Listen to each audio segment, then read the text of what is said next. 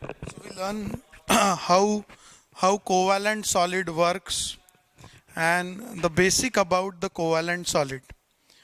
The covalent solid are also known as a network solid, and they contains the atoms present which are connected by the covalent bond in between them. First of all, let us try to clear what are the examples, and we did with this some of the examples from group 14 element. Okay, and now we need to begin here uh, the structure of a diamond. Okay, here we have to clear the structure of what? A diamond. Okay, so diamond is having a network structure. You know that it has a network or a three-dimensional network of what? A carbon atoms. Okay, it has a network structure of what? A carbon atoms. And how it works, let us try to understand. The first point we cleared about this. Another point here, that let us try to continue the carbon having a hexagonal ring like structure in this way. Okay, it is continued in this format, right? I will show you like that. First to complete the hexagonal ring in this way, and just try to focus this carbon atom, this carbon atom, this carbon atom is having what? A three bond at a time, and this carbon is also having what? A three bond at a time. So its fourth bond is connected at the back side of this fourth bond is connected at the back side of this to the another hexagonal ring in this way, to the another hexagonal ring in this way. This is again connected with what? The another hexagonal ring in this way. Okay, I am telling you that की मी एकाच कार्बनवर focus करतोय जो चार bond बनवतो आहे. जसं आता हा कार्बन आहे बघा, हा कार्बन आहे, तर याचे किती बॉन्ड आहे? एक दोन तीन. तर याचा या पद्धतीत एक अजून एक बॉन्ड येणार आहे, चौथा बॉन्ड अशा पद्धतीने. बरोबर, it will make this structure like that. So my point is that everybody is making what? A four bond at a time. 1 2 3, then 4. 1 2 3, and what? It is 4. 1 2 3, and it is 4. 1 2 3, and it is 4 again. 1 2 3, and it is 4 again. 1 2 3, and it is 4 again. 1 2 3, and it is 4 again, like that. So everybody here present is making how many bonds? 4 bond at a time. And I'm not very confident about the drawing because I'm very poor in the drawing. I'm really sorry about this, but my point is very clear that each carbon making what? Making what? A four covalent bond. Okay, and hence we got the diamond is here. The diamond having what? A hard and what? A brittle form. Okay, लक्षात ठेवा की diamond कडे हा जो boiling point आहे, very high melting point असेल. Melting point याचा काय असेल? मेल्ट करायचा जो पॉइंट आहे तो काय असेल? सगळ्यात हाय असणार आहे. अनादर parameter about the diamond is what? A bad conductor of electricity. You have to clear this bad conductor of what? Electricity. You just have to clear this what? All covalent solids are bad conductor of electricity. आपल्याला इकडे समजायचं आहे काय? फक्त डायमंडच नाही तर all covalent solids are what? A bad conductor of bad conductor of what? Conductor of what? Electricity and what?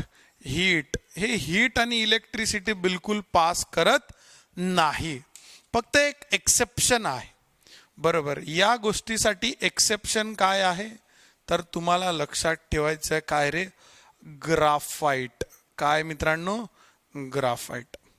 बरोबर, की इथे कार्बन जर तुम्ही नेटवर्क स्ट्रक्चर मध्ये अरेंज करत आहात, इथे प्रेझेंट असलेला प्रत्येक कार्बन ॲटम जो आहे हा sp3 हायब्रिडाइज आहे.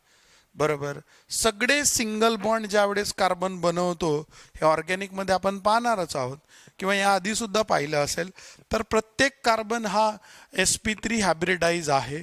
इथे प्रेझेंट असलेला प्रत्येक बॉन्डची जी लेंथ आहे मित्रांनो, ही 154 पिकोमीटर आहे. बरोबर, किती आहे? 154 पिकोमीटर आहे. बट आपल्याला इथे समजायचं की सगळे बॉन्ड इकडे कनेक्टेड आहे आणि कार्बनकडे 4च व्हॅलेन्स इलेक्ट्रॉन असतात. तुम्हाला माहिती आहे, कार्बनकडे शेवटच्या घरात किती इलेक्ट्रॉन असतात? 4 असतात. कार्बनचा ॲटॉमिक नंबर असतो 6, 1s2, 2s2 आणि 2p2. तर स्ट्रक्चर ऑफ ॲटम जर तुमचं 11वीत झालेलं असेल तर तुम्हाला खूप चांगलं समजेल, शेवटच्या घरामध्ये किती इलेक्ट्रॉन आहे? 4 इलेक्ट्रॉन. किती इलेक्ट्रॉन आहे? 4. हे इलेक्ट्रॉनिक कॉन्फिगरेशन कसं लिहायचं हे सुद्धा तुम्हाला स्ट्रक्चर ऑफ ॲटम मध्ये या सगळ्या गोष्टी पिरियडिक टेबल मध्ये शिकायला भेटल्या असतील. अदरवाईज मी हे सर्व तुम्हाला सांगेल हळूहळू कशा पद्धतीने लिहायचं आहे. पहिले आपला महत्त्वाचा पॉइंट आहे काय, की कार्बनकडे किती इलेक्ट्रॉन आहे? 4 इलेक्ट्रॉन आहे व्हॅलेन्स. म्हणजे शेअरिंगसाठी कार्बनकडे किती इलेक्ट्रॉन आहे? 4. आणि 4चे 4 बॉन्डिंग मध्ये आहे, म्हणून इलेक्ट्रिसिटी वाहून नेईल कोण? इलेक्ट्रॉन. इलेक्ट्रिसिटी वाहून नेण्याचं काम कोण करतात? इलेक्ट्रॉन. आणि 4चे 4 इलेक्ट्रॉन जर फिक्स्ड आहे, त्यांच्या पोझिशन बदलवत नाहीये, तर इथे आपल्याला समजतं मित्रांनो की इथे इलेक्ट्रिकल कंडक्शन काय असेल? 0 असेल.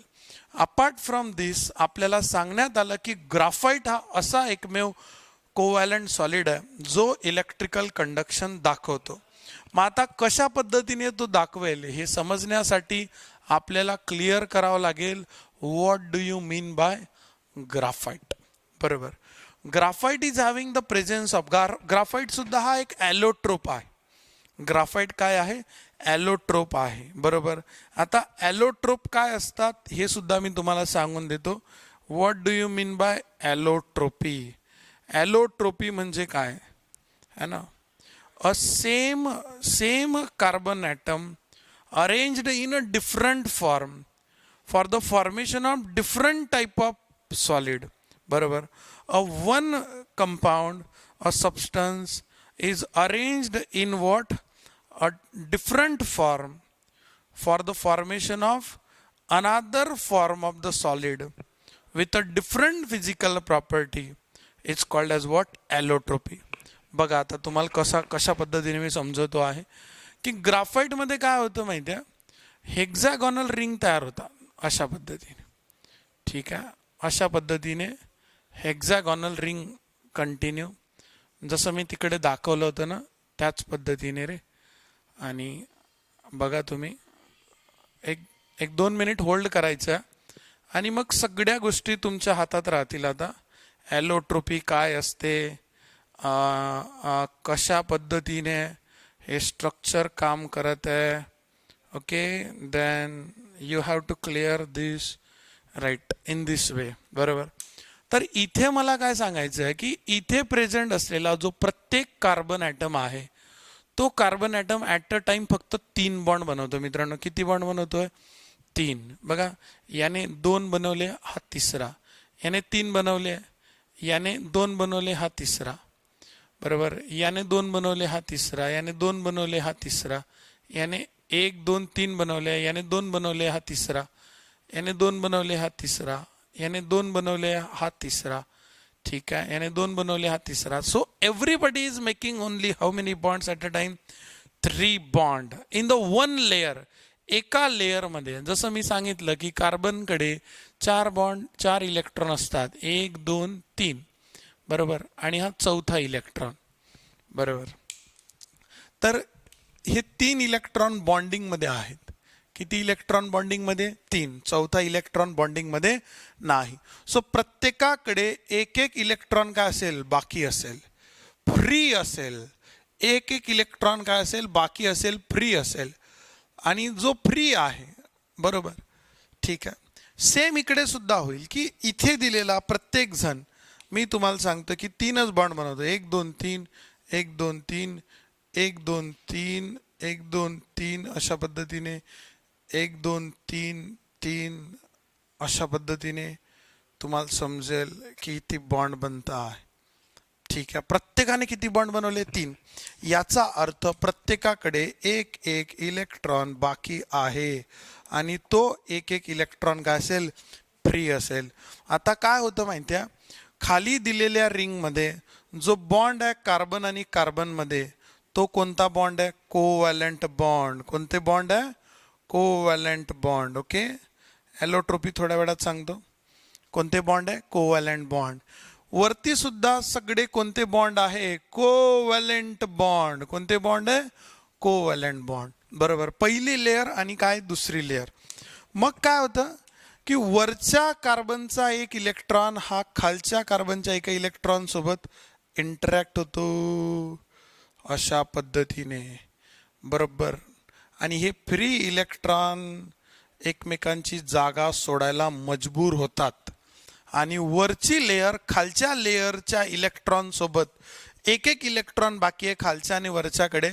याचा फायदा घेत ते कोणते बॉन्ड बनवतात? वॅन्डर वॉल्स फोर्सेस. कोणती बॉन्ड बनवतात? वॅन्डर वॉल्स फोर्सेस. कोव्हॅलंट बॉन्ड काय असतात? स्ट्रॉंग. कोव्हॅलंट बॉन्ड काय असतात? स्ट्रॉंग. आणि वॅन्डर वॉल्स फोर्सेस काय असतात? तुम्हाला माहिती आहे? वीक असतात. मित्रांनो, काय असतात? वीक असतात. म्हणून या सगळ्या गोष्टीचा जर तुम्ही डिटेलमध्ये विचार केला तर तुम्हाला पहिली गोष्ट समजते. काय रे? ग्राफाईट तुमच्या पेन्सिलीत वापरतात.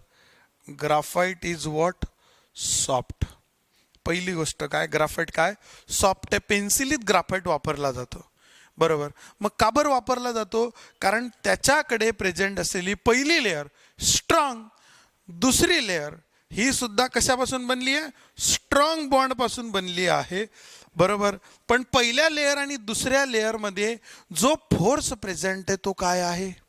वीक आहे, बरोबर. त्यामुळे पहिली लेअर दुसऱ्या लेअरवर काय करेल? स्लाइड होईल इझिली. आणि जर ही पहिली लेअर दुसऱ्या लेअरवर इझिली स्लाइड झाली तर ही पेन्सिलीत वापरली जाईल, बरोबर. So this is what, why graphite is soft. First point, diamond is hard and graphite is soft. कारण डायमंड मध्ये सगळे कोणते बॉन्ड आहे? All covalent bond. सगळे बॉन्ड कोणते आहे? कोव्हॅलंट बॉन्ड आहे. इकडे वॅन्डरवॉल बॉन्ड नाही. मग ग्राफाईट, डायमंड काय आहे? हार्ड आहे. डायमंड काय आहे? हार्ड आहे. आणि ग्राफाईट काय? सॉफ्ट आहे, मित्रांनो. आणि म्हणून इकडे सांगण्यात येतं काय? Graphite has a layer structure. Graphite कडे कोणतं स्ट्रक्चर आहे? Layer structure. So as one layer can overlap over the other. बरोबर. हे लेयर स्ट्रक्चर आहे, बरोबर. ग्राफाईट लेयर स्ट्रक्चर आहे आणि डायमंड हे कोणतं स्ट्रक्चर आहे? Network. You have to understand that the first layer, the layers have a covalent bond, बरोबर. and between what layers there is van der Waal bond. There is what? van der Waals forces. कोणते forces आहे रे? van der Waals. पुढच्या व्हिडिओमध्ये सांगेल van der Waal forces म्हणजे काय असतात. व्हॅन्डर walls forces आहेत. 2 लेयरच्या मध्ये कोणते फोर्सेस आहे? Van der Waals forces which are what weak. Okay, so हे स्ट्रॉंग, हे वीक आणि वीक असल्या कारणामुळे and therefore layers can slide और ओव्हरलॅप विथ ईच अदर, है ना. देअरफॉर